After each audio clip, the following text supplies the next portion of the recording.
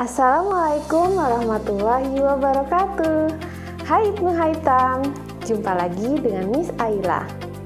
Di video pembelajaran kali ini, Miss Aila akan menjelaskan pelajaran PKN, Pendidikan Kewarganegaraan. Materi term 2 diawali dengan tentang tata tertib di sekolah. Sebelumnya, kita sudah membahas tentang tata tertib di sekolah. Nah, di video kali ini, Miss Aila akan menjelaskan lagi tata tertib di sekolah. Agar kalian bisa lebih paham, jadi simak baik-baik ya video dari Miss Aila. Check it out! Segala kegiatan pasti memiliki tata tertib yang harus kita perhatikan. Tata tertib bisa juga kita sebut sebagai aturan. Di setiap tempat pasti memiliki aturan yang berbeda. Misalnya, peraturan di rumah, peraturan di sekolah, di jalan, dan masih banyak lagi. Lalu, apa sih tata tertib itu ya? Kali ini kita akan membahas tata tertib yang ada di sekolah. Tata tertib atau aturan adalah batasan yang dibuat untuk membatasi tingkah laku seseorang dalam suatu keadaan. Tujuannya supaya semua hal yang kita lakukan lebih tertib dan teratur. Selain itu, untuk menjaga perilaku kita agar senantiasa beradab. Nah, untuk materi PKN di term 2 ini, kita akan membahas tentang tata tertib yang ada di sekolah. Di video pertama yang Miss Aila berikan, kita akan mencari tahu bersama-sama apa itu tata tertib sekolah. Selain itu, kita akan mencari tahu juga macam-macam tata tertib sekolah dan bagaimana kita melaksanakan tata tertib sekolah. Untuk yang pertama kita harus ketahui dan pahami adalah pengertian dari tata tertib sekolah. Tata tertib sekolah adalah aturan yang berlaku di sekolah. Seperti yang Miss Aila bahas di awal tadi, bahwa tata tertib atau aturan adalah batasan yang dibuat untuk membatasi tingkah laku seseorang dalam suatu keadaan. Artinya, aturan adalah perbuatan yang boleh dan tidak boleh dilakukan. Jadi, tata tertib sekolah adalah perbuatan yang boleh dan tidak boleh kita lakukan di sekolah. Hal ini dibuat agar lingkungan sekolah menjadi tertib dan teratur. Berikut ini adalah contoh dari macam-macam tata tertib sekolah. Yang pertama adalah memakai seragam lengkap dan rapi. Yang kedua, datang tepat waktu. Yang ketiga, berbaris sebelum masuk kelas. Yang keempat, berdoa sebelum belajar. Yang kelima, adalah mengikuti upacara bendera. Yang keenam adalah menjaga kebersihan sekolah. Ketujuh adalah menjaga fasilitas sekolah. Kedelapan adalah tidak jajan di luar sekolah. Kesembilan adalah izin jika tidak masuk sekolah. Yang pertama adalah memakai seragam lengkap dan rapi. Di setiap sekolah pasti memiliki seragam berbeda-beda yang harus dipakai setiap harinya oleh siswa. Ini ditentukan oleh masing-masing sekolah dan menjadi tata tertib siswa. Di Muntazah kita memiliki beberapa seragam. Misalnya, seragam hari Senin.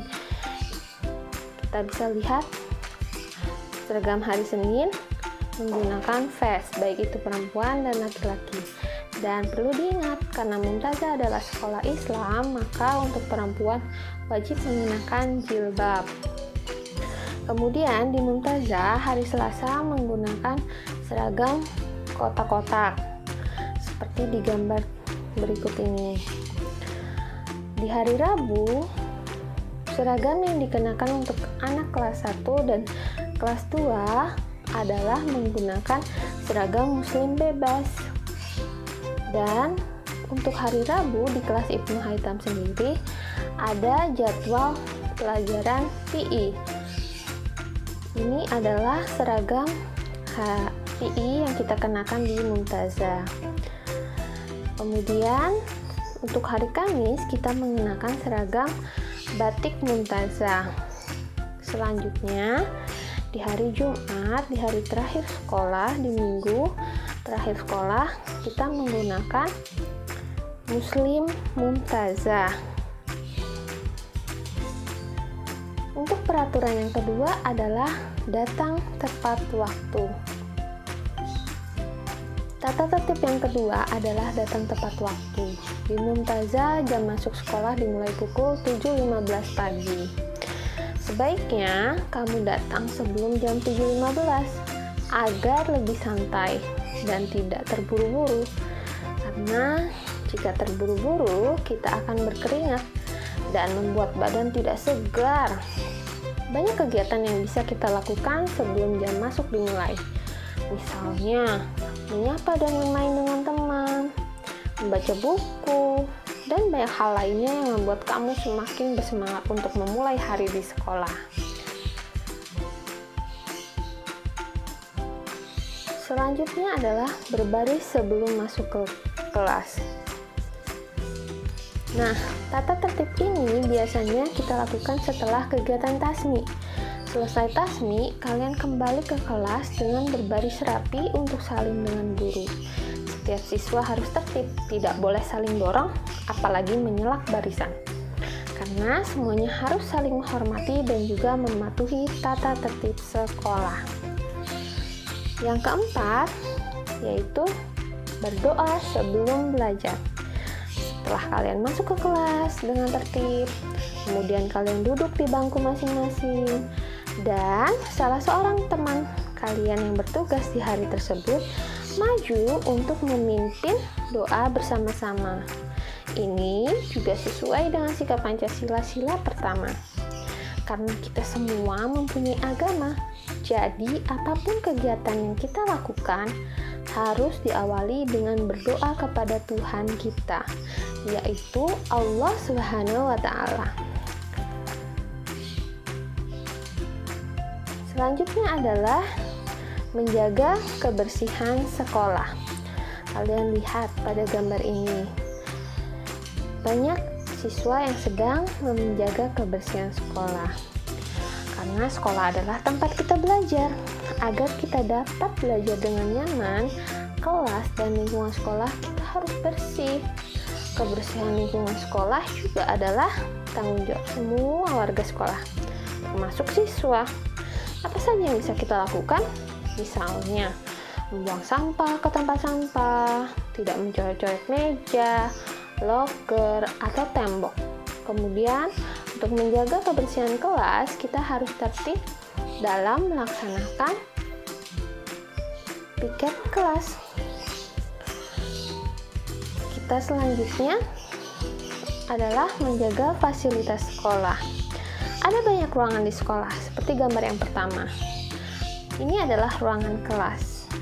Kemudian ada ruangan perpustakaan, juga ada kamar mandi, dan masih banyak lagi ruangan yang ada di sekolah kita. Kita harus menjaga fasilitas tersebut agar dapat kita gunakan. Misalnya, di ruang kelas ada kursi, meja, papan tulis, loker, dan pintu kelas. Itu semua kita harus gunakan dengan baik dan hati-hati agar tidak rusak. Kemudian, jika letak ke perpustakaan, agar tetap rapi, selesai membaca, kita harus mengembalikan bukunya kembali di rak semula. Dan untuk menjaga kamar mandi sekolah, kita dapat menjaganya dengan selalu ingat memflush atau menyiram setelah kita menggunakan toilet agar tetap bersih, dan jangan bermain air ya, supaya tidak membahayakan diri sendiri serta orang lain, karena lantai menjadi basah dan licin. itu dapat membuat kita terjatuh. Tata tertib selanjutnya adalah mengikuti upacara bendera. Upacara bendera dilaksanakan setiap hari Senin pagi. Mengapa kita harus upacara bendera? Kegiatan ini dilakukan untuk melatih sikap disiplin kita dan juga agar kita semakin cinta kepada tanah air Indonesia. Selain itu, dapat melatih tanggung jawab dan kerjasama saat kita ditunjuk sebagai petugas upacara. Saat upacara, semuanya harus memakai pakaian lengkap dan juga rapi. Selain itu, kita tidak boleh mengobrol, apalagi bercanda dengan teman. Ini supaya upacara bendera berlangsung dengan tertib. Untuk selanjutnya, tata tertib selanjutnya adalah tidak jajan di luar sekolah. Kenapa? Karena ini demi menjaga kesehatan kita. Kita harus makan makanan yang bergizi. Jika kita jajan, kita tidak tahu bahan-bahan makanan yang kita beli, apakah menyehatkan atau akan membuat kita sakit perut. Jadi, sebaiknya kita membawa bekal makanan dari rumah kita sendiri yang sudah pasti sehat dan mengenyangkan. Selain itu, uang jajan yang diberikan bisa kita tabung.